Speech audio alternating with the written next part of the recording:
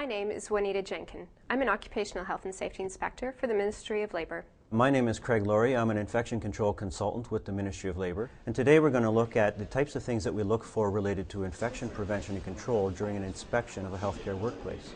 The Ministry of Labor inspects healthcare workplaces to ensure that they are in compliance with the Occupational Health and Safety Act. We also work with our partners in the healthcare field, such as the Regional Infection Control Networks or the Ontario Agency for Health Protection Promotion, the Ministry of Health and Long-Term Care. Upon entering a healthcare facility, the infection control measures that I'm looking for may include signage, passive or active screening, and alcohol-based hand rubs so that people entering the facility have an opportunity to clean their hands.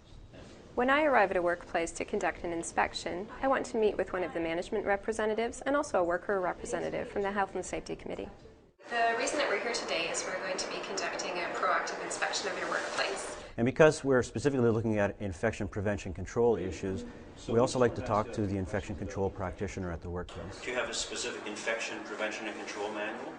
We do.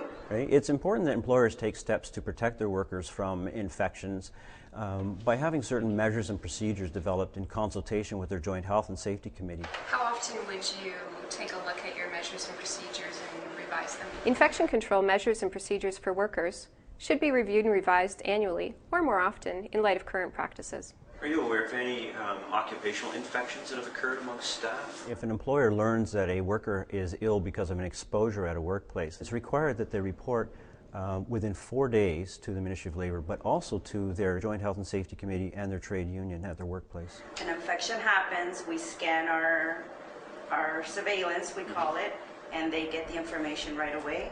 Workers can protect themselves from infectious agents by doing a risk assessment, figuring out what the hazard is in their workplace, and then following routine practices and additional precautions.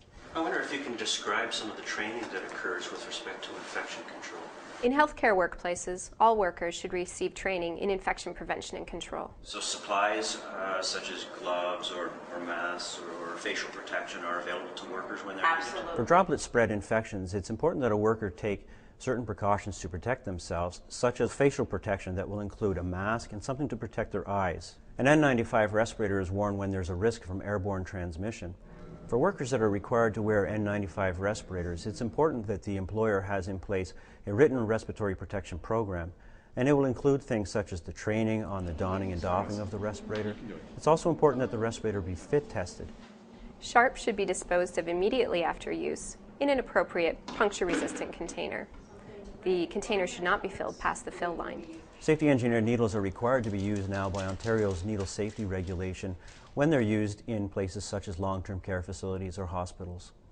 Food or drink should not be consumed in areas where there is a risk of contamination by infectious agents.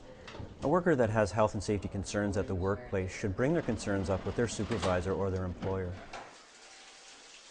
Tell me if the housekeepers are included in the infection prevention control training that is given? Everybody that works here. It's important for everybody at the workplace to follow safe work practices, because in this way we can build a cultural safety at a workplace, which is good for not only the workers, but also the residents, the patients, or anyone else that visits the workplace. We want to ensure that there is a good workplace health and safety culture where everyone is involved and informed.